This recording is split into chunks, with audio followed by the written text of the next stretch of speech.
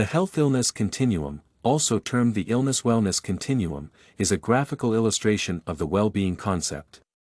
Essentially, it proposes that well-being encompasses mental and emotional health, and the presence or absence of illness.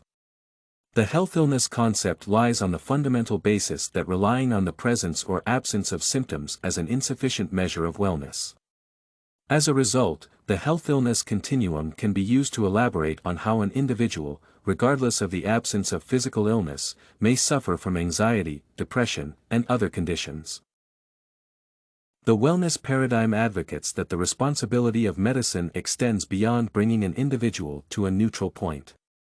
This neutral point is such that there is no longer any visible illness. The health-illness paradigm requires that medicine moves an individual from illness, along the continuum, past the neutral point, and into the emotional, mental, and physical wellness states. Greater well-being is achieved as an individual moves farther to the right, through stages of education, awareness, and growth. Conversely, the worst states on the left are reflected by symptoms, signs, and disability. The health-illness continuum provides a perspective that is important to health and the overall human experience when caring for patients.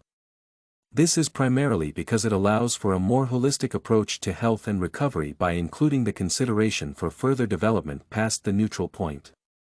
The continuum dictates a broader perspective when looking at health, providing that wellness is much more than the absence of physical symptoms. This perspective encourages healthcare providers to consider a patient's emotional and mental well-being, which are aspects that may be ignored in more conventional forms of medicine. Furthermore, the health-illness continuum passively promotes preventive treatment, which ensures that a patient takes measures, in tandem with his or her healthcare provider, to prevent deterioration of their condition and movement farther to the left. This can be done through early onset interventions and education to raise awareness and avoid risk factors. Understanding the health-illness continuum improves the practice of healthcare providers significantly. This is primarily due to the shift in perspective that would drive a healthcare provider to assess the intrinsic and extrinsic factors within a patient that would compromise his or her well-being. For instance, in more conventional healthcare programs, a provider is more concerned with the elimination of physical symptoms to return the patient to a neutral point.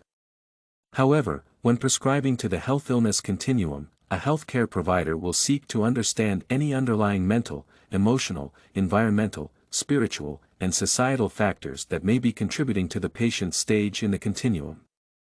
This holistic approach promotes the addressing of any underlying or predisposing factors, ensuring a more sustainable approach is adopted for the long term, and pathology or premature death is avoided.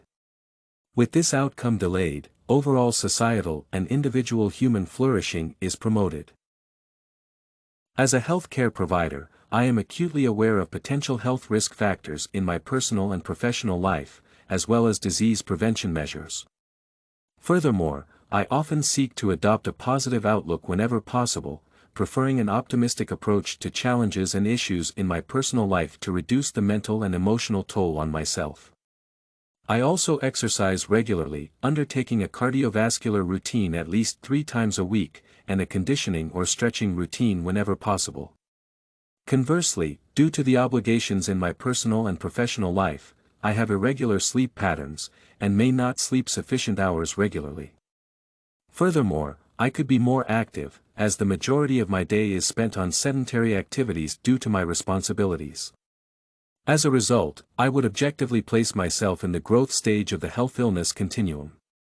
This stage in the health-illness continuum is arrived at primarily because I have identified the aspects of my life that may be detrimental to my wellness. I have also taken a conscious effort to educate myself on how to address these issues.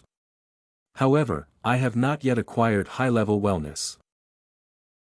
In the contemporary healthcare and wellness landscape, there are extensive resources available to help monitor and improve wellness.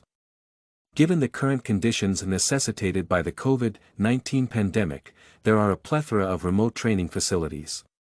Online trainers and fitness experts can help design personalized home fitness programs that can be implemented regardless of the time constraints of the individual. Furthermore, there are mobile health trackers, including bands and watches that offer extensive monitoring capacity, including heart rate, blood glucose levels, blood volume, and cardiovascular strain. This data would be essential in monitoring progress and readjustments if necessary. Finally, self-discipline would be required for ensuring that I commit to a fitness and wellness regimen. This would allow me to rectify certain aspects of my sedentary lifestyle and fix my poor sleeping habits. A culmination of all these elements would significantly improve my overall wellness and position myself favorably towards self-actualization. Everything you need for studies, essay samples, writing tools, and tips, you can find at studycorgi.com.